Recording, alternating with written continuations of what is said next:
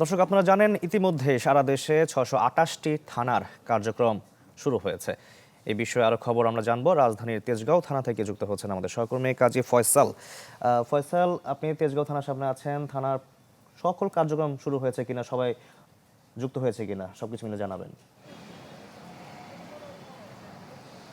শাকিল, থানার আমি এই মুহূর্তে আছি রাজধানীর তেজগাঁ থানায়, এবং এখানে আমরা এসে যে চিত্র দেখলাম যে রাজধানীর বিভিন্ন থানা সহ সারা দেশের অনেক থানাতেই কিন্তু হামলা হয়েছে, অগ্নিসংযোগের ঘটনা ঘটেছে, এবং এবং পুলিশ সদস্যরা বিভিন্ন থানা থেকে তারা কিন্তু পালিয়ে গেছেন।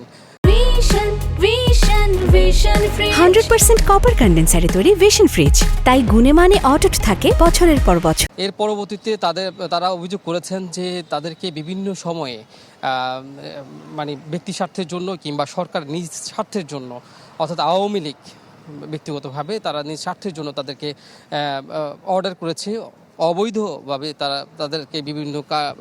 তাদেরকে দিয়ে বিভিন্ন কার্যক্রম চালানো হয়েছে, তারা সেটি বলেছেন। এবং তারা বলছেন যে তারা স্বাধীন হতে চান এবং তারা স্বাধীনভাবে কাজ করতে চান। আর এই কারণেই তারা কিন্তু কর্মবিরতি পালন করছিলেন।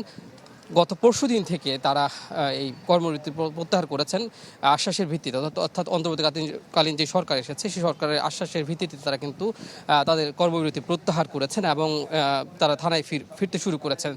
অধিকাংশই থানায় ফিরেছেন বলে আমরা তথ্য পেয়েছি, এবং নিজ পোশাকে তারা বিভিন্ন এলাকাতে দায়িত্ব পালন করছেন। থানার স্বাভাবিক কার্যক্রমও কিন্তু চালু রয়েছে। আমরা দেখেছি সকাল থেকেই বিভিন্ন যারা সেবা প্রার্থী তারা এসে থানায় তারা সেবা নিচ্ছেন, জিডি করছেন, মামলা করছেন, সেই ধরনের কার্যক্রম চালু হয়েছে। এবং থানার ঊর্ধ্বতন কর্মকর্তার সঙ্গে আমরা কথা বলেছি, এবং পুরো বলা যায় যে আর 2-1 দিনের মধ্যেই সবাই যোগদান করবেন এবং পরিস্থিতি আরও স্বাভাবিক হবে। এবং থানার কার্যক্রম কিন্তু বর্তমানে সেনাবাহিনীর সদস্য এবং বিজিবির উপস্থিতিতেই এই কার্যক্রম চলছে বলে আমরা জানতে পেরেছি।